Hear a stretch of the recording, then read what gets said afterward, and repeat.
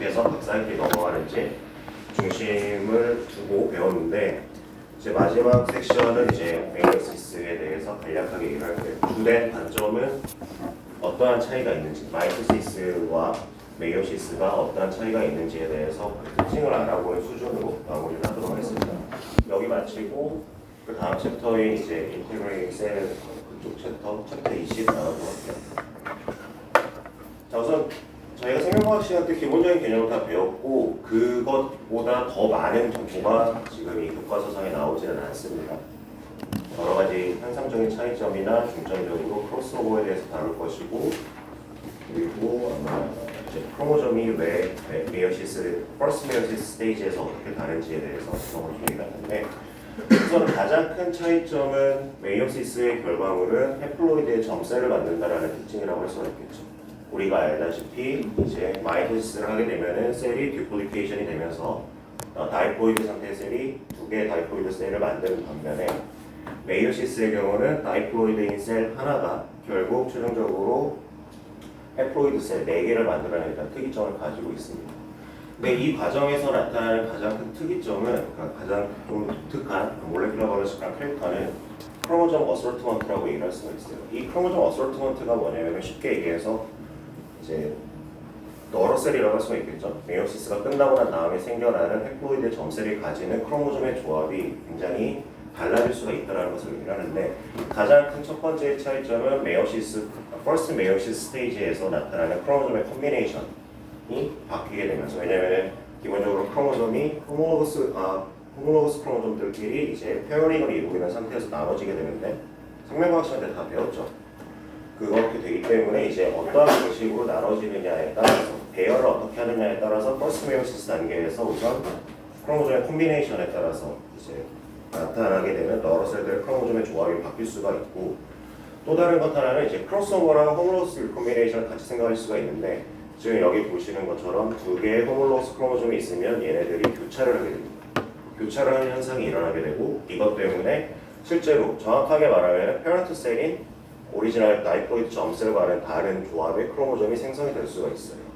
이 조합을 바탕으로 받아들이게 되면은 결국 메이오시스가 완전히 다 마치고 난 다음에 여러 셀들의 각각의 크로모점 패턴을 살펴보면, 분명 페런트 셀에서 온 일반적인 크로모점을 가지고는 있으나 그와는 대조되는 이렇게 새롭게 리컴비네이션이 된 크로모점도 보유를 하게 됩니다.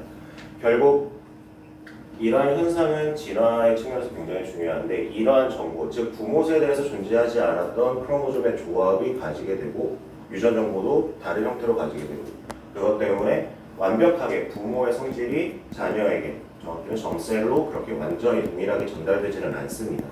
이러한 특이점은 결국 도로셀들이 만나서 만들어지는 또 다른 개체가 유전 정보의 다양성을 확보를 하게 되고, 이것이 환경에 어떻게 노출되느냐에 따라서 장점이 될 수도 있고 단점이 될 수도 있는 거죠.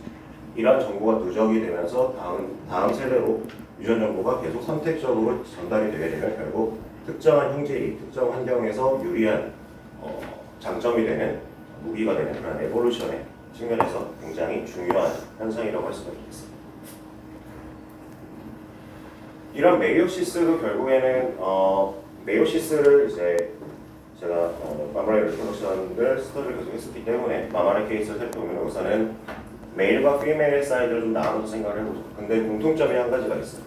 메일의 경우는 태어나서 기본적으로 다이플로이드 상태의 점셀을 계속 가지고 있다가 어느 정도까지 퓨버티, 즉 사춘기가 될 때까지 사춘기가 되기 전까지 특정 단계에서 점셀이 머물러 있다가, 사춘기가 지나면서 그때부터 성공적으로 메이오시스를 할 수가 있게 되니, 즉 정자를 만들 수 있다는 얘기죠. 그리고 그에 비해서 여성의 경우는 태어날 때부터 난임소에서 프라이머리 오사이트라고 하는 메이오시스가 이미 시작이 된 상태의 다이플로이드 상태의 셀을 가지고 있어요. 어레스트가 되어 있다가 이들이 다시 사춘기까지 성장을 하게 되면, 그렇게 되면 그때까지 그때가 되면 어느 단계까지 또 발생을 할 수가 있는, 딱 멈춰 있는 단계로 점셀이 만들어지죠. 이렇게 성장과 함께 특정 단계에 넘어갈 때마다 이렇게 점셀이 계속 분할을 하게 될 수 있는 능력이 생기는 거죠. 즉 메이오시스를 진행을 할 수 있는 능력이 생기는데, 이런 메이오시스를 유발을 시켜주는 인자들이 외부의 시그널에 의해서 조절이 될 수가 있습니다. 대표적인 것이 이제 레티오닉 애시드라고 할 수가 있는데 이제 이런 것들을 레티오닉 애시드를 포함한 다양한 것들이 있으나 교과서상에서는 레티오닉 애시드만 소개가 되고 있습니다. 이제 레티오닉 애시드 같은 경우는 지금 적어놓은 것처럼 이런 메이오시스 스페시픽 셀 사이클 팩터라고 하는 쉽게 얘기해서 메이오시스를 유발을 시켜주는 셀 사이클 팩터인데 다양한 스템셀의 분화라든지 이런 것들 유발을 하기도 합니다. 그래서 대표적으로 보시면은 이제 메일 전라인을 예를 들어서 지금 그림을 집어넣었는데 가장 분화가 되지 않은 아무런 상태가 아닌 undifferentiated spermatogonia, 즉 가장 정원세포라고 할 수 있죠. 여기에 인위적으로 레티오닉 애시드를 처리를 하면은 분화된 상태의 스퍼마토고니아가 만들어지고 여기에 또다시 레티오닉 애시드를 계속 처리를 하게 되면은 메이오시스가 지금 여기서 시작이 되는 거예요. 여기 프리랩토튼 스퍼마토사이트라고 되어 있는데 이거는 메이오시스의 한 단계, 맨 첫 번째 프로페이즈에서 나타나는 첫 번째 단계인데 여기에서 멈춰 있을 수 있는 애들이 추가로 레티오닉 애시드를 처리를 하게 되면은 메이오시스가 시작이 돼서 디벨롭을 하게 되는 거죠. 이게 이제 인비트로의 경우에서 나오는 결과들인데 이런 것으로 볼 때 특정한 케미컬 그리고 케미컬이나 어떤 사이토카인과 같은 그런 팩터들은 외부에서 점셀로 영향을 미칠 수 있기 때문에 이는 결국 엑스트라셀룰러 팩터가 특정한 메이오시스를 유발할 수 있다는 특징을 얘기를 하는 겁니다. 그래서 지금부터는 이제 본격적으로 어떤 차이점이 있는지 뒤에 보면 테이블이 또 나오는데 그거는 잘 봐두시기를 바래요. 그런데 우선 그 전에 어떠한 스텝으로 진행이 되는지 여러분들이 이제 아실 테지만 간단하게 설명을 드리도록 하겠습니다. 우선 파터널 혹은 마터널 오리지널 점셀이 있으면 다이플로이드 상태, 프리메이오릭 셀이라고 하는 것은 메이오시스가 시작이 되기 전 단계의 세포를 얘기를 하는 거겠죠. 각각 크로모좀이 있는데 여기서 파터널 호몰로그, 마터널 호몰로그라고 얘기를 하는 거는 결국 이 두 개의 크로모좀이 호몰로거스 크로모좀이라는 얘기, 상동영색체라는 얘기죠. 호몰로거스 크로모좀인데 당연히 하나는 아버지 쪽에서, 그러니까 이 세포가 정확히 이 개체가 만들어지게 되는 정자에서 온 크로모좀이고 하나는 난자에서 온 크로모좀이겠죠. 그래서 여기서 파터널, 마터널 오리진이라고 얘기를 하는 거고 이렇게 해서 호몰로거스 크로모좀이 있으면은 첫 번째로 우선은 디플리케이션이 됩니다. 그래서 레플리케이트 크로모좀에서 여기 있는 EN, 4N 이거는 결국 DNA의 양을 의미한다고 생각하시면 됩니다.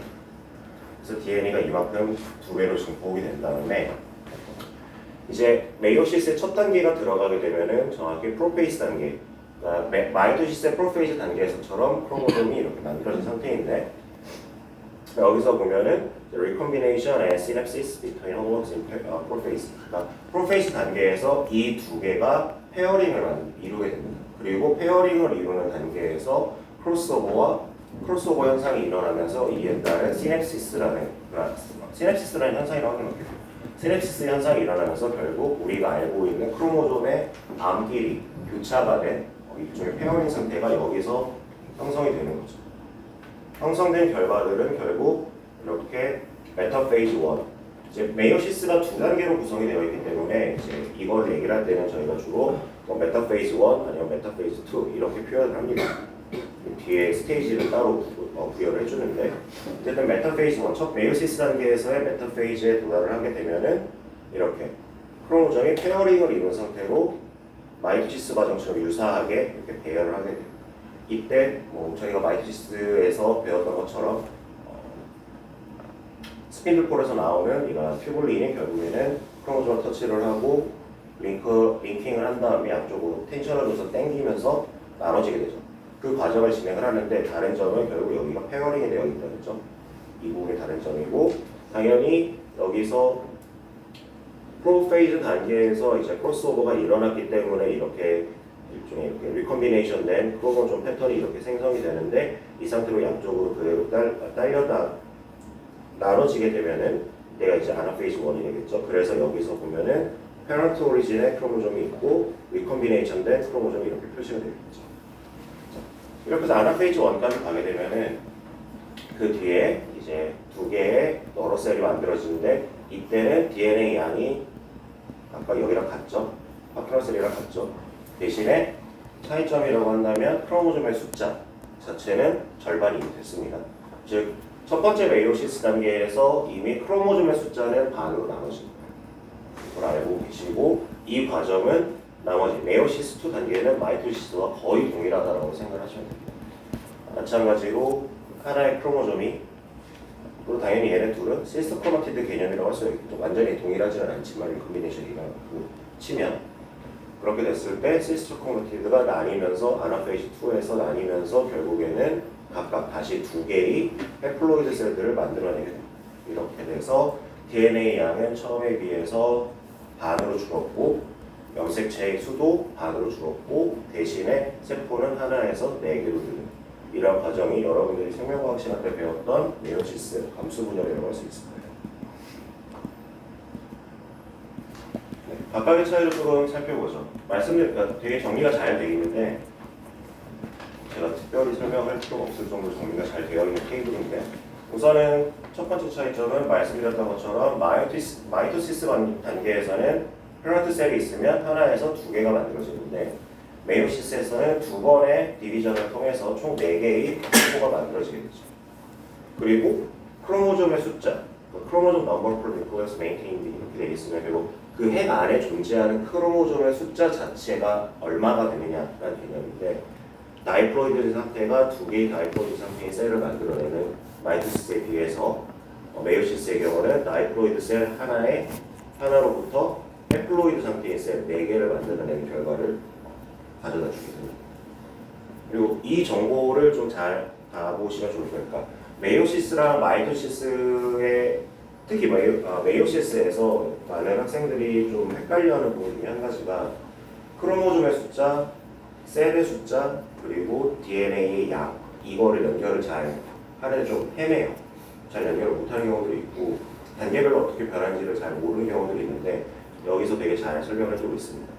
셀 사이클의 개념으로 보면은 당연히 마이토시스는 한 번에 사이클을 돌면서 디비전이 일어나는 거니까 S페이지 때 2배로 증폭을 하죠. 그러고 다시 마이토시스 스텝에 들어갔을 때 반으로 나뉘면서 이렇게 되는 거예요. 근데 메이오시스의 단계에서는 특이점이 S페이지에서 한 번 레플리케이션이 되고, 그래서 2배가 되죠, DNA 양이. 근데 마이토시스가 연달아서 2번이 일어난다고 생각하시면 돼요. S페이지가 없이 바로 마이토시스로 들어간다고 생각하시면 됩니다. 그래서 이렇게 마이토시스 페이지가 2번이 들어가기 때문에 이것 때문에 DNA가 반으로 줄어든다고 생각을 하시면 돼요. 이때 지금 여기부터는 약간 크로스오버에 대한 얘기를 하게 될 텐데, 결국 메이오시스와 마이토시스의 차이점을 가장 극명하게 유발을 하는 단계는 첫 번째 메이오시스 단계라고 할 수가 있습니다. 퍼스트 디비전이라고 할 수가 있는데, 우선은 여기 호모로스 크로모좀 세그리게이션이라고 써있죠. 결국 페어링이 된 호모로스 크로모좀이 메이오시스 첫 번째 단계에서, 첫 번째 메이오시스에서 둘로 나눠지는 것이 마이토시스의 단계랑은 다른 점 중에 한 가지죠. 그리고 하지만 이때 나눠지는 궁극적인 그런 키라고 해야 될까? 그런 요인은 결국 메이오시스 1에서 호모로스 크로모점이 둘 쪽으로 나눠지는 것, 그 자체가 결국에는 마이크로튜브가 연결이 된 이후에 텐션에 의해서 이렇게 2개로 나눠지게 됩니다. 근데 이제 G2 페이지, 그리고 여기서 이제 페어링이 되는 이유는 결국 앞에서 말씀드렸던 것처럼 그러한 시냅시스 현상이 일어나기도 하고, 그것 때문에 생기는 키아스마타라고 하는 구조 때문에 그런 것인데, 이런 현상은 마이토시스에서는 나타나지 않죠. 이 부분을 조금 잘 나오세요. 이게 교과서에 보면은 용어가 계속 반복해서 나오는데, 키아스마타, 시냅시스, 크로스오버 이렇게 나오는데, 제가 교과서 보면서 이렇게 설명을 하면 되겠다라고 적기는 적었는데, 앞에 이게 되게 썩 마음에 드는 설명은 아니긴 한데, 개인적으로는 우선 좀 나눠서 얘기를 드리면, 여기서 말하는 키아스마타라는 거는 결국 이렇게 2개 크로모점이 교차가 돼서 만나는 그 위치, 그 구조를 말하는 겁니다. 물리적인 그 위치를 말하는 거예요. 그래서 이런 키아스마타는 프로페이즈나 메타페이즈 단계에서 보이는데, 당연히 메이오시스 1 단계에서 보이겠죠. 그래서 여기 보면은 여기 키아스마 이거는 단수 형태고 키아스마타가 복수형인데 단계인가? 어쨌든 키아스마 이렇게 있고, 여기가 교차되는 부분이죠. 이 교차되는 위치를 키아스마와 키아스마타라고 얘기를 하고, 그리고 여기 나오는 시냅시스라고 하는 거는 일종의 현상으로 생각을 하시면 돼요. 실제로 이 두 크로모좀이 이렇게 교차를 해서 프로페이즈 1 때 만들어지는 이 단계를 시냅시스라고 얘기할 수가 있습니다. 그리고 맞아요, 크로스오버. 실제로 이렇게 교차가 되고 나서 유전 정보가 그러면은 이렇게 섞이는, 교환이 되는 그런 결과물을 크로스오버라고 해석을 하시면 돼요. 근데 굉장히 많은 부분에서 혼용을 해서 사용을 하기 때문에 이거는 교과서를 보고 잘 해석을 하실 때 교과서를 보고 상황에 맞게 이해를 하시는 것을 추천을 해요. 근데 이 약간 이렇게 한번 생각을 해보죠. 저희가 마이토시스 단계에서 마이토시스에서 이제 메타페이즈 단계에 들어갔을 때 크로모점이 나뉠 때 얘네들이 우선은 잘 붙어 있어야 되죠. 잘 붙어서 텐션이 가해져야, 둘이 붙은 상태에서 텐션이 가해져야 반반으로 쪼개지는 현상이 나타나는데, 지금 얘네들은 시스터 크로마티드가 나뉘는 게 아니라 크로모점 자체가 나뉘게 되는 거죠. 그러면 결국에는 크로모점이 붙어 있어야 비슷한 방식으로 마이토시스의 메타페이즈에서 나타나는 것처럼 시스마티드가 나눠지는 것처럼 호모로스 크로모점이 나눠져야 되는데, 그것을 가능하게 하는 것이 결국에는 여기는 키아스마트 구조입니다. 즉 크로모점이 이렇게 두 개가 있는데 얘네들이 아예 붙어있는 상태가 아니면은 제대로 배열도 되지 않을 뿐더러 튜브가 연결이 되지도 잘 않을 거예요. 근데 아예 하나의 덩어리처럼 존재를 할 수 있게 만들어주는 중요한 팩터가 결국 키아스마타이기 때문에 얘네들이 호모로스 크로모점이 하나의 유닛처럼 메오시스 원단계에서 이동을 할 수 있게 되는 거죠. 그래서 이 구조가 단순히 유전 정보를 교차하는 것뿐만이 아니라 메오시스 1 단계에서 이게 제대로 다음 스텝으로 진행될 수 있게 만들어주는 중요한 구조라고 할 수 있겠죠.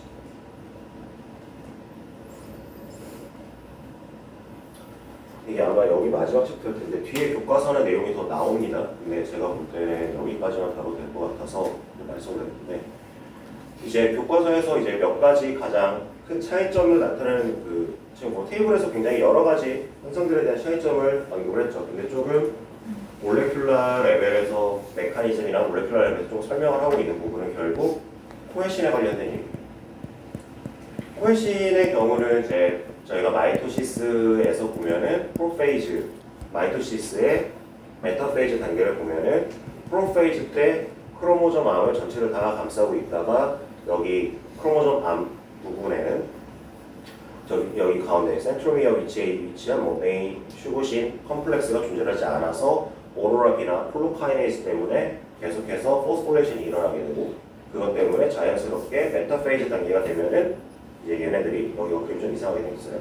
메타페이즈 단계가 되면은 여기에 있는 코에신들은 크로모점 안에서 다 떨어지고 대신에 여기 센트로미어에만 남게 되죠. 그리고 셀 사이클이 진행이 되면서 아나페이즈가 프로모팅되는 현상이 나타나게 되면 APC 컴플렉스와 CDC20 합쳐져 있는 컴플렉스에 의해서 세퍼레이즈가 액티베이션이 되고, 그러면서 여기에 코에신을 구성을 하고 있는 두 개의 콜드 도메인 프로테인을 연결해주고 있는 SEC1이 클리비지를 하게 됩니다. 그렇게 되면서 여기에 있었던 코에신이 풀려나가게 되고, 그러면서 묶여있던 힘이 제거가 되면서 양쪽으로 떨어지게 되는 거죠. 근데 가장 큰 차이점은 메요시스 단계에서 만들어지는 코에신은 SSC1을 대신을 해서 REC8이라고 하는 이런 프로테인으로 구성이 되어 있어요.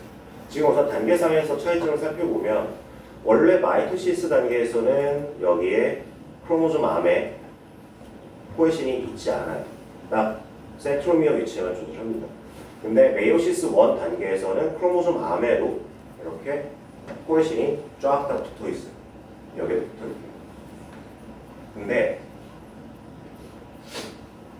REC8을 보유를 하고 있는 코에신이라고 말씀을 드렸는데, REC8을 보유를 한 코에신의 경우는 이렇게 포스포레이션 되는 경우에 의해서만 제거가 되지 않고 크로모점에서 떨어져 나오지 않고 반드시 세퍼레이즈의 기능도 같이 첨가가 돼야 돼요. 즉 포스포레이션도 돼야 되고 세퍼레이즈의 역할도 있어야 돼요. 두 가지가 다 있어야만 크로모점으로부터 떨어질 수가 있어요. 근데 말씀드렸던 것처럼 여기서 이 위치는 세퍼레이즈가 활성화가 되지 않겠죠. 아나페이즈 이전까지는. 그렇기 때문에 메타페이즈 단계까지는 이렇게 코에신이 크로모좀 안에 붙어 있습니다. 그러다 아나페이지로 들어가면서 나눠지게 될 때 세퍼레이즈가 작용을 하게 되는데 여기 위치에 여전히 이 메인 슈거신 컴플렉스가 존재를 하고 PP2A, 포스파테이스죠. 얘네들이 활성화가 된 상태로 있기 때문에 안 떨어져 나가기 때문에 크로모점에서 이 위치가 계속해서 포스포레이션이 안 되어 있는 상태예요. 그러니까 위는 아나페이지가 되면서 포스포레이션도 되고 세퍼레이즈 때문에 잘려서 나가서 없어지는 코에신이 여기 센트로미어 위치는 세퍼레이즈가 있기는 한데 포스포레이션이 안 되어 있는 상태이기 때문에 여기서는 메이오시스 원단계에서는 얘네들이 그대로 코에신은 이 그대로 유지하고 있습니다. 즉 이렇게 되면 이 형태는 지금 마이토시스에서 보이는 메타페이즈 상태의 크로모좀과 굉장히 유사한 패턴으로 코에신을 가지고 있는 거죠. 이렇게 있다가 메타페이즈 2 단계로 넘어가게 되면은 이제 메인 휴고신 컴플렉스가 여기서 떨어져 나가요. 떨어져 나가고 그렇게 되면 더 이상 포스파테이스의 기능을 할 수가 없겠죠. 왜냐하면 그 컴플렉스가 포스파테이스를 리크루트를 하는 컴플렉스이기 때문에 그러면 여기에 있는 코에신은 다시 포스포레이션이 되게 되고 아나페이즈 단계로 세컨드 아나페이즈 단계로 들어가게 되면은 이때 다시 활성화된 세퍼레이즈 때문에 결국 여기 센트로미어에 붙어 있는 코에신도 포스포레이션이 되고 세퍼레이즈 때문에 그 렉8이 클리비지가 되기 때문에 이렇게 되면서 없어지고 결국 마이토시스 단계와 유사하게 떨어져 나가게 되는 거죠. 그래서 결국 이 클리비지 상에서 차이점, 정확히는 코에신의 구성 요소가 다르기 때문에 이러한 클리비지 상의 차이점이 나타날 수 있다라는 거를 얘기를 합니다. 근데 거의 이것만 얘기를 해요. 그 이유는 나머지는 잘 몰라서. 그러니까 그냥 이러한 차이점이 있다 정도까지만 알아두시면 될 것 같습니다.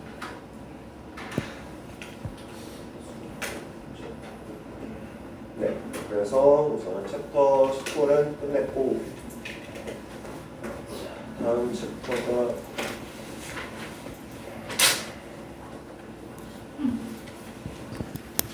네, 이제 제목은 Integrating Cells into Tissue인데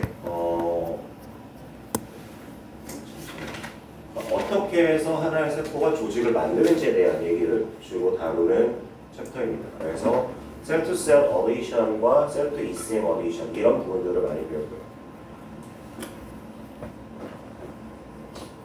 제가 봐봤는데 네, 지금까지 배운 챕터 중에서 제일 쉬워요. 공부하시기, 여러분들 공부하시기. 나는 그렇죠. 나는 그런데 여러분들은 근데 이거는 막 이렇게 메커니즘이 복잡하거나 그런 거는 아닙니다. 이걸 보신 분들은 아시겠지만 다른 챕터에 비해서 글은 적고 그림은 많습니다. 우선 그리고 그냥 이건 이렇더라 그냥 그런 성질 이런 것들을 위주로 설명하기 때문에 그냥 외우시면 되는 부분이죠. 어렵나요? 네. 자, 우선은 저희가 지금까지는 계속 하나의 세포 셀 시그널링, 시그널링 패스웨이 이쪽 부분에서 다룰 때 예를 들어서 글루코스 업테이크부터 시작을 해서 인슐린 시크레이션 그것 때문에 나오는 약간 두 개 멀리 떨어져 있는 셀들의 그런 커뮤니케이션 되는 기작들을 얘기를 하긴 했는데 어쨌든 계속 배웠던 거는 셀 단위였어요. 근데 이번에는 셀 단위가 아니라 약간 티슈 개념으로 넘어가게 됩니다. 그리고 티슈 결국 셀 단위 얘기를 많이 하는데 티슈에 대해서 좀 얘기를 하게 될 거예요.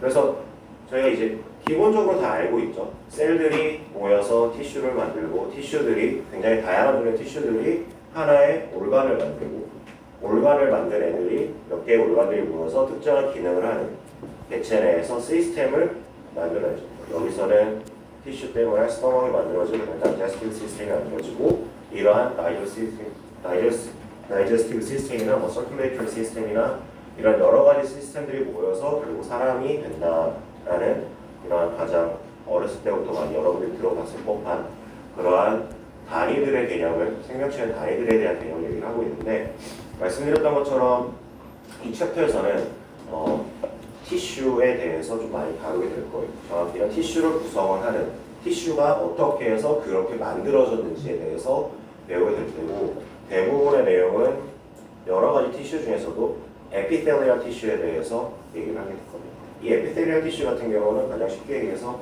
organ을 감싸고 있는 레이어라고 생각하시면 돼요. 이제 꽉 쥐어주고 있는 레이어라고 생각하시면 돼요. 그래서 티슈가 만들어진다는 것은 앞에 그림에서 보셨던 것처럼 셀들이 여러 개가 모여야 되겠죠. 셀이 여러 개가 모여야 되는데 이렇게 모일 수 있는 방법. 셀들이 서로 어떻게든 붙어 있으면 모여지는 거겠죠. 요즘 가장 핫하게 뜨고 있는 오가노길 같은 개념과 비슷합니다. 그래서 티슈가 이렇게 조립이 되고 어떤 구조로 만들어지는 것은 결국에는 각각의 세포가 가지고 있는 셀룰러 몰레큘, 세포가 만들어내는 몰레큘들이 서로 인터랙션을 하는 것에 의해서 티슈가 조립이 되기도 하고 만들어지고 하는 특정한 구조를 형성하는 거죠. 이렇게 세포들 간에 연결을 해줄 수 있게 되는 그런 몰레큘들 크게 두 가지를 보면은 셀 어데이션 몰레큘, 교과서에서는 계속 캠스라고 나와요. 근데 이런 것이 있고 다른 하나는 어데이션 리셉터라고 나와 있어요. 가장 큰 차이점은 셀 어데이션 몰레큘, 즉 캠의 경우는 셀과 셀의 결합이에요. 자, 이 챕터를 공부를 하실 때 여러분들이 많이 머릿속에 그리면 좋은 그림은 저희가 앞에 챕터 17? 액틴이 17이었죠? 17, 챕터 17에서 나왔던 인테스틴의 크로스 섹션, 장 상피세포들 쭉 배열되어 있는 거죠. 그 섹션의 그림을 좀 생각을 하시면 편해요. 마이크로빌라 있는 그 그런데 이제 그렇게 해서 이제 셀 어디션 몰레큘 캠스의 경우는 셀과 셀이 이렇게 결합을 하는 데 필요한 그러한 몰레큘들이고, 여기는 어디션 리셉터라고 하는 거는 셀과 매트릭스가 결합을 하는 엑스트라셀룰러 매트릭스라고 하는, 뒤에서 더 배울 텐데 엑스트라셀룰러 매트릭스와 결합을 하는 그러한 기능을 하는 프로테인이 있습니다. 그래서 이 프로테인들의 조합이 어떻게 되고 얘네들이 어떻게 발현을 하고 어떻게 배열이 되어 있느냐, 이런 것들에 따라서 결국 셀들이 애그리게이션이 된다고 얘기를 하는데 셀들이 결국 모이고 조립이 되게 되는 거죠. 그렇게 해서 이 패턴이 어떻게 되느냐에 따라서 다른 기능하는 티슈가 되는 거예요. 당연히 셀들의 조합도 필요하겠죠. 그렇기 때문에 이러한 어디션 몰레큘들에 의해서 결국 티슈가 만들어진다라는 개념이고, 지금 캠은 뭐 뒤에서 더 자세히 다루도록 하죠. 그래서 챕터는 지금 이렇습니다. 오버뷰 얘기를 하고 셀 투 셀 인터랙션에서 나오는 이러한 어디션 몰레큘들에 대해서 오늘은 조금만 얘기를 하고 마치도록 할게요. 우선 첫 번째로 이제 셀 어디션 몰레큘스, 이거는 셀과 세포와 세포를 연결을 해주는 그러한 프로테인이죠. 대표적으로 카데리나 이뮤노글로불린 스포패밀리라고 하는 이뮤노글로불린 종류의 프로테인들도 있습니다. 지금 그림을 보면 여기 있는 왼쪽에 있는 이 그림들이에요. 그래서 그림을 보시는 법은 여기에 셀이 하나가 있고 여기에 셀이 또 하나가 있는데 얘네들이 각각 만들어낸 이러한 캠 프로테인들에 의해서 서로 연결을 하고 있는 거죠. 이렇게 되면은 두 개의 세포가 어떻게든 정도의 차이는 있을 수 있겠지만 연결이 되어 있겠죠. 그리고 비슷한 게 아까 말씀드렸던 이뮤노글로불린 스포패밀리 프로테인들, 이런 것들이 있고, 이러한 셀과 셀이 결합을 하는 것 말고 어디션 리셉터 같은 경우는 셀과 매트릭스가 결합을 하는, 엑스트라셀룰러 매트릭스가 결합을 하는 데 필요한 프로테인입니다. 대표적으로 인테그린, 여러분이 인테그린 되게 많이 들어보셨을 거예요. 왜냐하면 저희가 지난번에 액틴 필라멘트 스터디를 할 때 포컬 어디션 배웠었죠. 그리고 그거를 포컬 어디션이 생기고 그거를 만들어주는 게 인테그린이었고, 그거를 깨주면서 뒤에 부분이 떨어져 나와서 앞으로 이동을 하는 액틴 베이스드 마이그레이션에서 일할 때 한번 나왔었어요. 그래서 인테그린이 있고 셀렉션스라고, 셀렉션이 아니죠, 셀렉틴이죠. 셀렉틴이라고 하는 프로테인, 이렇게 두 종류가 있습니다. 하나의 종의 그룹으로 생각하시면 돼요. 딱 하나의 프로테인이 아니라 한 종류로 생각하시면 됩니다. 그리고 이들은 또 굉장히 다양한 이제 도메인의 조합을 가지고 있어서 아이소폼들이 굉장히 많습니다.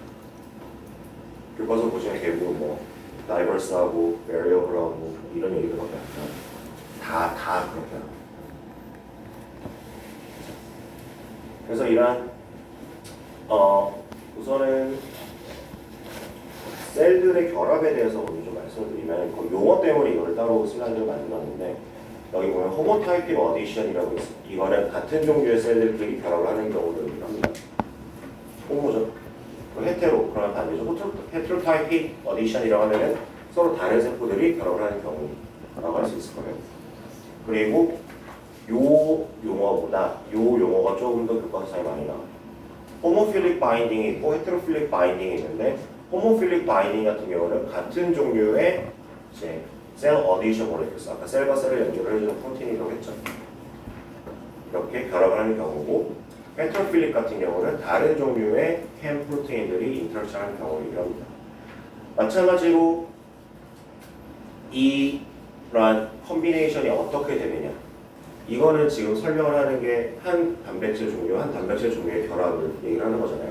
근데 이거를 세포의 어떤 공간적인 측면에서 보면은 조합이 여러 가지가 있을 수 있겠죠. 그 조합이 어떻게 되느냐, 그리고 연결된 단백질들이 서로 어떤 종류이냐, 이런 거에 따라서 쉽게 얘기해서 여기에 있는 거리가 멀 수도 있고 짧을 수도 있겠죠. 그리고 그게 강할 수도 있고 약할 수도 있을 거예요. 그러한 조합들이 결국에는 다 이러한 결합 방식, 어떤 타입으로 어떤 프로테인들끼리 결합을 하느냐에 따라서 셀과의 그러한 결합이 정도가 결정이 됩니다. 특히 여기에 있는 이 캠의 경우를 보면은 여기를 좀 보시면은 될 것 같은 게, 구조는 기본적으로 그래요. 여기가 이제 셀 멤브레인이 되는데,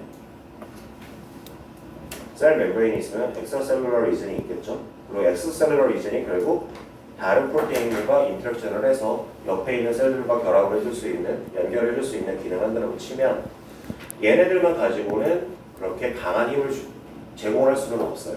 대신에 얘네들이 더 강하게 결합을, 이 두 개 세포가 더 강하게 결합할 수 있는 기반은 여기에 보면 아답터라고 하는 프로테인이 따로 있습니다. 다른 프로테인이에요. 아답터 프로테인이 존재를 하고, 이 아답터 프로테인이 세포 내에 있는 사이토스켈레탈 스트럭처, 뭐 액틴이 될 수도 있고, 액틴 필라멘트, 마이크로 필라멘트가 될 수도 있고, 인터메디에이트 필라멘트가 될 수도 있어요. 그러한 프로테인들과 연결이 되면서 결국 세포와 세포 자체가 아예 긴 축으로 연결이 된다라고 생각하시면은 그 강도가 굉장히 강하게도 연결될 수 있다라고 생각하실 수 있을 거예요. 그래서 이러한 피지컬한 연결에도 큰 기여를 하는데, 그것 말고도 또 기능을 하는 것은 이제 내부와 외부의 신호를 연결을 해주는 통로로서 기능을 합니다. 단순히 그러한 저희가 계속 신호라고 하니까 이제 셀 시그널링으로만 생각을 하시는 경향이 있을 수 있는데, 그렇게 된다라기보다는 뭔가 건드렸다, 터칭이 됐다, 힘이 가해졌다, 이러한 인포메이션이라는 표현을 써요. 것에서는 인포메이션을 셀 안에서 바깥으로 전달하는 역할도 하고 셀 바깥에서 안으로 전달하는 역할도 하게 됩니다.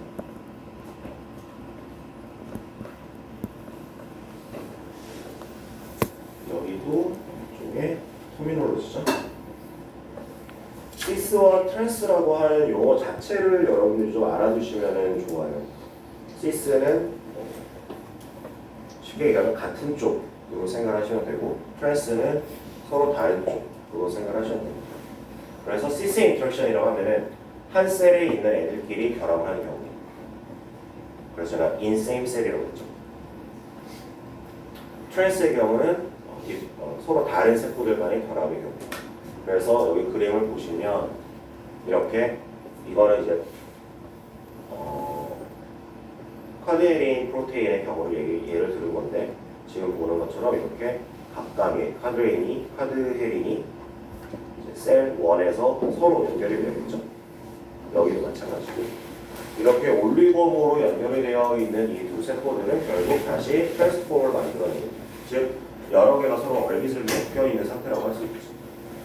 각각의 결합은 약할 수도 있는데, 근데 얘네들이 굉장히 여러 개가 모여서 결합을 하면은 결국 강한 결합 상태를 유지하게 되겠죠. 그래서 이렇게 써놓은 겁니다. 그리고 제가 아까 말씀드렸던 굉장히 다양한 diversity, varacity 이런 거 얘기를 했는데, 결국 이 정도, 셀과 셀이 결합을 하는 정도를 결정하는 인자도 굉장히 다양해요. 여기 보면은 실제로 교과서에 나온 대로 써놓은 건데, binding affinity, 연력학적인 측면에서의 두 개가 결합하는 정도, 그리고 지금 물리학적인 측면에서 두 개가 연결이 됐거나 안 됐거나, 아니면 실제로 얼마큼 많은 프로테인들이 동일한 면적에 존재하는지, 일종의 네스티의 개념이죠. 그리고 바이오케미컬하게 그 프로테인이 액티베이션이 된 상태인지 아닌지, 그리고 마지막으로 메카닉하게 외부에서 물리적 힘이 가해졌는지 안 가해졌는지, 이거에 따라서 이 두 세포의 결합된 정도의 힘이 달라지고 실제로 결합이 될 수도 있고 떨어질 수도 있고 다 결정이 됩니다. 이거는 여러 가지 인자에 의해서 다양한 형태로 결합 정도가 결정이 된다 라고 생각을 하시면 돼요.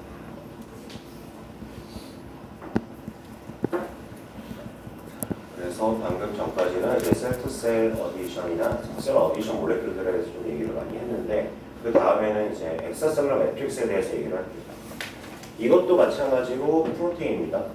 그리고 앞에서 말했던 셀 어디션 몰레큘들처럼 셀 어디션 몰레큘이 다양한 조합으로 결합을 할 수 있는 것처럼 얘네들도 컴포지션이 굉장히 다양합니다. 이제 엑스트라셀룰러 매트릭스 같은 경우는 기본적으로 프로테인과 폴리사카라이드로 구성이 되어 있는데 당연히 모노머들이 결합을 해서 만들어지게 됩니다. 대표적으로 프로테오글라이칸 종류가 있고 콜라겐은 다들 많이 들어보셔서 아시죠? 콜라겐 종류가 있고 여기 있는 것처럼 멀티 어데시브 매트릭스 프로테인, 라민이나 파이브로넥틴 이런 애들도 존재를 해요. 클래스는 이런 식으로 나눌 수가 있는데, 공통적인 특징은 이 ECM은 일종의 그런 덩어리로 생각하시면 돼요. 약간 젤리 같은 덩어리로 생각하시면, 아니면 콜라겐, 족발 생각나죠? 그런 족발의 그러한 그 콜라겐층 같은 거를 생각하시면 좀 약간 완전 딱딱하지는 않죠. 약간 부드러운 재질이다라고 생각하시고 탄성이 좀 있는 그러한 조직이라고 생각하시면 돼요. 그러한 합체라고 생각하시면 돼요. 근데 어쨌든 이거를 구성을 하는 거는 셀에 의해서 구성이 되는데, 셀 자체가 ECM을 구성을 하고 있는 프로테인들을 세큐레이션을 외부로 해주고 직접적으로 걔네들이 어셈블리가 돼서 이러한 매트릭스를 만들 수 있게끔 기장을 합니다. 자세한 기장은 안 나옵니다. 그렇기 때문에 셀 자체가 기여를 하는 부분이 굉장히 큰데, 마찬가지로 굉장히 다이나믹한 캐릭터를 가지고 있고 플렉서블하기도 해요. 왜냐하면 이 플렉서블한 이유 자체는 셀에서 나오는 프로티에이즈들이 ECM의 그러한 경도를 얼마나 뻣뻣해질지 아니면 얼마나 유연해질지 이런 것들을 결정을 하는 데 영향을 미치기도 하고, 그리고 프로테인 자체가 여기 보이는 것처럼 케미컬 모디피케이션, 포스포레이션이 되기도 하고 형아 보이니까 황이 붙기도 하고, 아니면 크로스링크가 되기도 하고, 옥시데이션 아니면 글루코스가 붙게 되는 이런 굉장히 다양한 모디피케이션이 생기기 때문에 그런 성향들도 굉장히 달라집니다. 이렇게 계속해서 ECM도 굉장히 다양한 성질을 가지게 되는 상황이고, 셀-투-셀 인터랙션을 할 때 그러한 어디션 몰레큘들도 조합에 따라서 그 성향이, 셀 간의 결합의 성향이 다 달라지게 되는데, 결국 이거는 모두 다 다양한 티슈가 정확하게 그 기능을 하면서 존재를 잘 할 수 있도록 하기 위해서 이런 다양성이 존재한다라고 생각하시면 조금 이해가 가능하실 거예요. 그래서 실제로 신체 내 조직을 살펴보면은 ECM이 분포하는 수준이 굉장히 다르기도 합니다. 지금 보시면 대표적인 예로 이렇게 커넥티브 티슈 같은 경우는 굉장히 많은 수준의 이만큼이나 ECM, 셀은 이만큼입니다.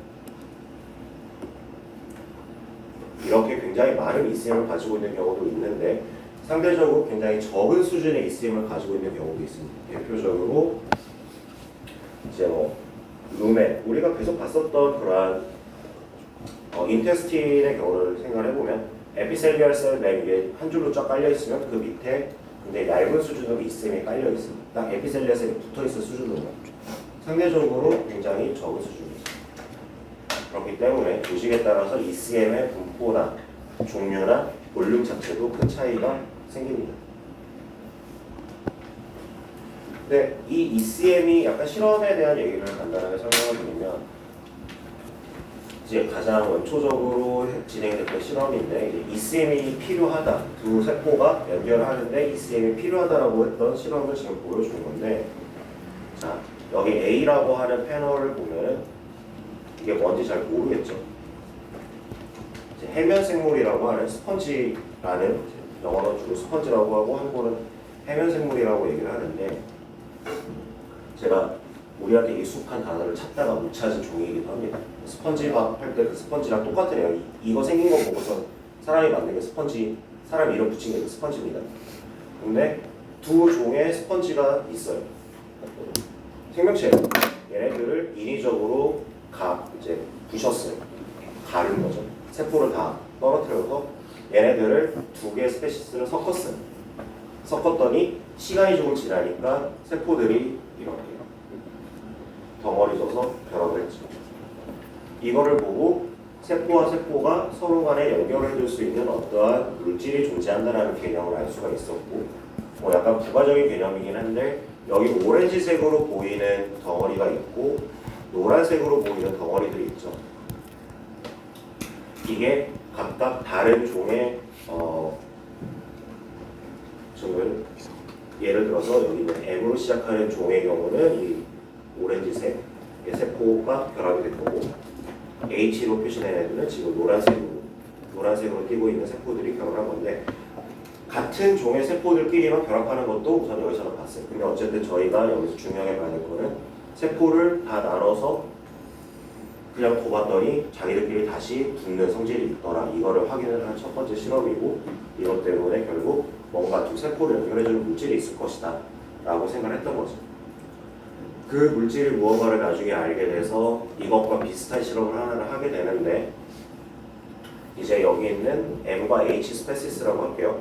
M과 H 스페시스로부터 이제 확립이 된 발견이 된 이제 엑스트라셀룰라 프로테인을 정제를 해서 각각 여기 보이는 빨간색 그리고 녹색 비즈에다가 코팅을 합니다. 코팅을 해서 얘 그 비즈 구슬을 같이 가까운 위치에다 두고 잘 섞어주니까 지금 보면은 이렇게 물론 이렇게 녹색인 경우도 있죠. 근데 이렇게 보면 여기 이렇게 다 오렌지색으로 다 서로 붙어서 섞여 있는 것을 볼 수가 있어요. 이 얘기는 결국 이 스펀지 종에서 나온 어떤 특정한 본인들이 예상을 했던 단백질, 엑스트라셀룰라 매트릭스를 구성하고 있는 단백질들이 결국 두 세포가 결합을 하는데도 직접적으로 영향을 미친다라는 것을 의미하는 결과라고 할 수 있겠습니다.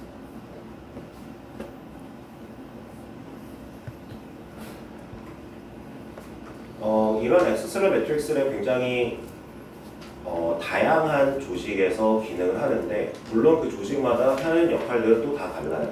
그리고 이 역할이 다른 거는 여기 나오는 컴비네이션의 컴포지션이라고 제가 얘기를 했는데, 어떻게 생각하시면 되냐면은 어떤 종류의 엑스트라셀룰라 매트릭스 프로테인들이 그만큼의 매트릭스에 존재를 하는가, 이걸 컴비네이션으로 생각하시면 되고, 컴포지션은 얘네들이 배열을 어떻게 했는가를 생각하시면 됩니다.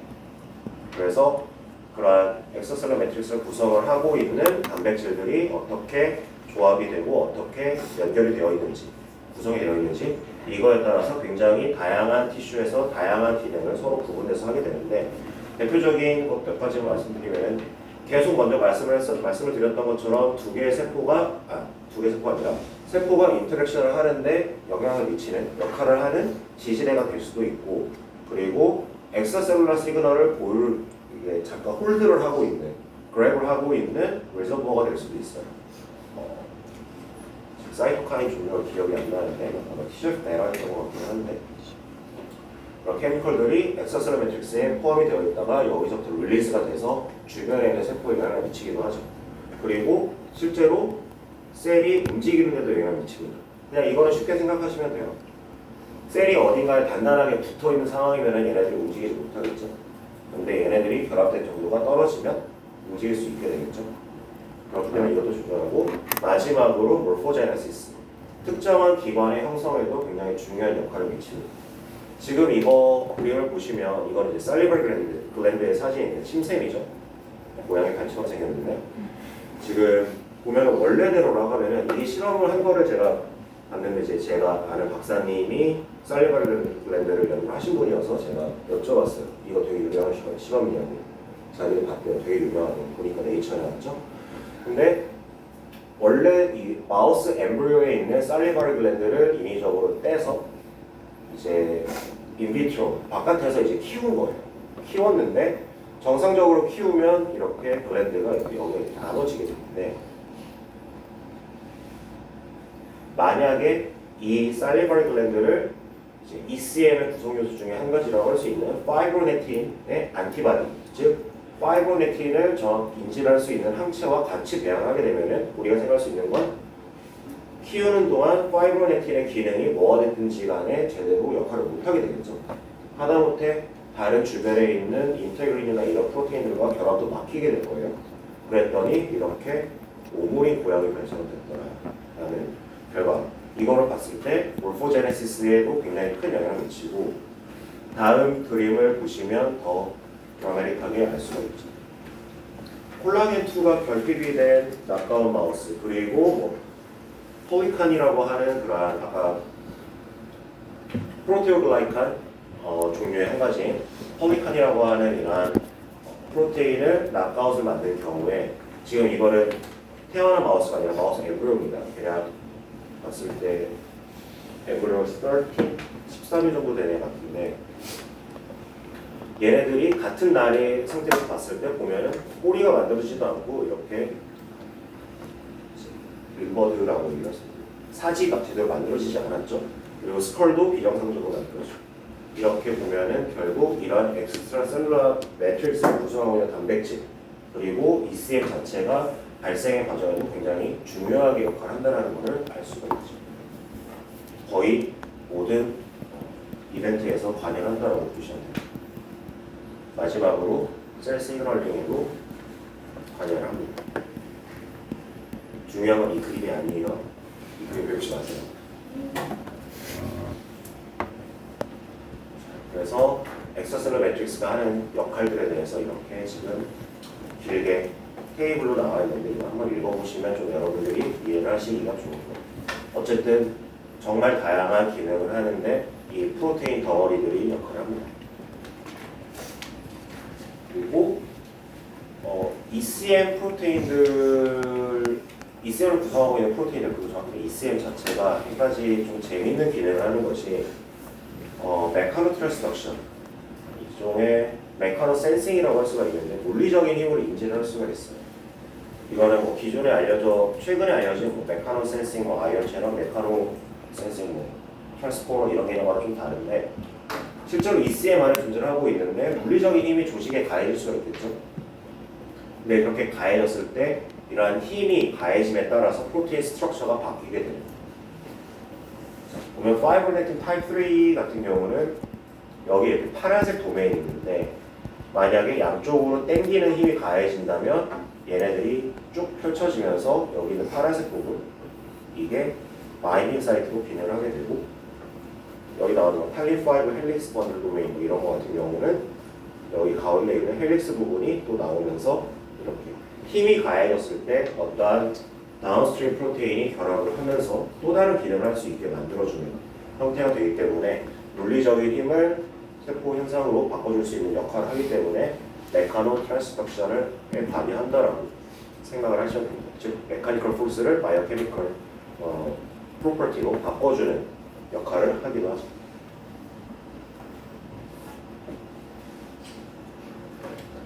그래서 우선 에피셀리얼 셀 잠시만요.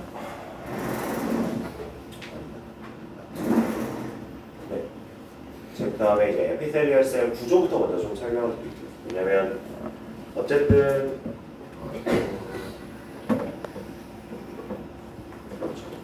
셀투셀 인터랙션에서 가장 많은 예시로 여러분들이 접하게 될 거는 결국 장상피 세포입니다. 그렇기 때문에 이것도 먼저 말씀드리면 에피셀리얼 셀을 저희가 맨 처음에 얘기를 할 때도 기본적으로 폴라라이즈 되어 있다고 말씀드렸어요. 왜냐? 여기에 마이크로빌라이가 루멘 쪽으로 향해 있죠. 지금 여기 장상피 세포 좀 계속 생각하고 계세요. 그 예로 지금 계속 그거 예 중심으로 설명할 겁니다. 그래서 폴라리티를 가지고 있는 것이 여기 윗부분에는 마이크로빌라이가 존재를 하고 뒷부분에는 커넥티브 티슈와 이제 ECM과 연결을 해서 붙어 있기 때문에 성향이 다르죠. 그것 때문에 폴라리티가 있다고 할 수가 있고 구조상 이제 약간 용어들을 좀 설명을 드리면 이게 계속 나올 거야. 그래서 여러분들이 터널을 좀 아셔야 공부를 하실 수가 있습니다. 그래서 에이피컬이라고 하는 거는 표면, 맨 위쪽을 말을 생각하시면 되고, 베이설은 바닥, 그리고 레터럴은 측면을 말을 합니다. 이렇게 되는 거고, 그래서 에이피컬 같은 경우는 서피스 리전이고, 그리고 마이크로빌라이가 있는 상황을 생각하시면 되고, 베이설이나 레터럴, 결국에는 베이설은 이렇게 밑에 붙어 있는 거죠. 레터럴은 셀들끼리 서로 결합하고 있는 상태죠. 그렇기 때문에 여기는 이제 어디션 몰레큘들이 존재하는 곳이라고 생각하시면 되고, 이런 에피셀리얼 셀들이 이제 다양한 종류로 층을 이루기도 해요. 그래서 여기 간단하게 얘기하면은 멀티레이어 에피셀리얼, 에피셀리얼 셀이 여러 개 층으로 구성이 된 경우는 이제 대표적으로 스킨, 외부의 그러한 것들을 막아주는 일종의 방어막의 기능을 해주는 조직이라고 형태라고 할 수가 있을 것이고, 싱글 레이어 에피셀리얼, 이게 이제 계속 얘기하는 장의 상피세포인데, 이제 얘네들 같은 경우는 루멘이나 이런 환경으로부터 이온이나 아니면 스몰 몰레큘 아니면 뉴트리언트까지 이런 것들을 선택적으로 받아들일 수 있는 역할을 해주는 레이어라고 할 수가 있겠습니다. 그래서 아까 말씀드린 것처럼 이렇게 조직이 어떻게 되어 있는지, 이렇게 컬러멀이라고 해서 이렇게 그냥 세포가 세워진 상태로 배열이 쭉 되어 있는 경우도 있고, 아니면 싱글 스커머스, 한 개의 세포는 이렇게 눌린 상태로 이렇게 배열이 되는 경우도 있고, 트랜지셔널, 이게 바뀐 경우도 있고, 이게 가장 대표적인 멀티레이어이면서 스킨의 경우가 약간 이렇게 돼 있죠. 그리고 멀티레이어이긴 한데 이것도 비슷한 형태이긴 한데, 그리고 또 다른 예는 약간 이제 블러드 베슬을 생각하시면 돼요. 여기서 제가 블러드 베슬을 쓴 이유는 어쨌든 루미너스 스트럭처, 블러드 베슬이 될 수도 있고, 아니면 오비덕트가 될 수도 있고, 인테스틴이 될 수도 있고, 대부분 비슷한 구조를 띠고 있습니다. 루멘 있고, 강이죠, 공간이죠, 물질이 이동하는 공간이죠. 블러드 베슬이니까 여기는 블러드 셀이 이동하는 공간이라고 할 수 있는데, 여기에 보면은 엔도텔리얼 셀이라고 되어 있어요. 이게 이제 일종의 에피텔리얼 셀입니다. 에피텔리얼 레이어고, 그 밑에 엑스셀러 매트릭스 있고, 플라스 라미나 있죠. 엑스셀러 매트릭스 있고, 그 밑에 머슬 레이어 이렇게 되어 있는데, 그래서 구조적인 형태는 대부분 비슷하고 알아두시면 좋을 것 같아요. 그래서 이러한 셀과 셀이 우선 결합을 하는 데 있어서 결국 셀과 셀이 결합을 하는 그 부분, 접합부를 셀 정션이라고 얘기를 합니다.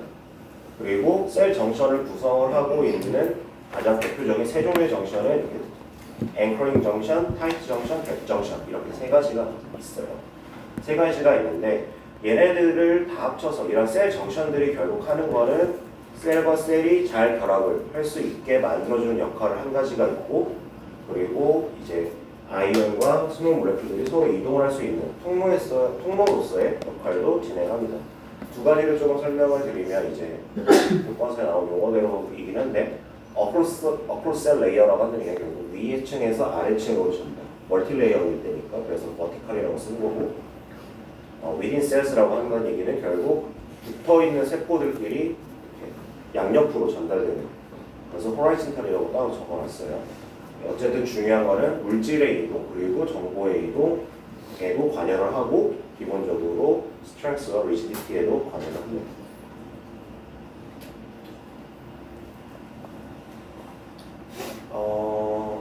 네, 그래서 우선은 앵커링 정션이랑 타이트 정션부터 얘기를 할 텐데, 자, 이 두 개는 약간 역할이 비슷해요. 그리고 얘만 좀 다릅니다. 우리 정션까지만 나갈게요. 앵커링 정션이랑 타이트 정션의 주된 역할은 그 세포가 티슈 안에 제대로 잘 박혀 있을 수 있게 만들어주는 역할을 해요. 세포 간의 연결, 아니면 세포와 ECM의 연결에 주로 관여를 하는 애들인데, 타이트 정션에 대한 설명은 크게 안 나오니까 안 나오고, 이제 주로 이제 아마 앵커링 정션에 대해서 얘기를 많이 할 텐데, 지금 보면은 컴포지션은 아까 말씀드렸던 거랑 동일합니다. 어디션 프로테인, 햄이죠. 아니면은 어디션 리셉터, 이렇게 HCM에 붙게 되는 리셉터, 아니면은 셀과 셀 간에 연결해주는 이런 어디션 몰레큘들이 있고, 얘네들의 각각 사이토플라즘 리전에 어댑터가 붙죠. 이 어댑터가 붙는 거는 결국 세포 안에 존재하는 사이토스켈레톤과 이런 어디션 프로테인들을 연결해주기 위해서 붙게 되는 거고, 마지막으로 사이토스켈레톤 필라멘트 자체가 이렇게 결합을 하면서 굉장히 단단한 지질을 세포 중심적으로 만들어줄 수 있게 되는 거죠.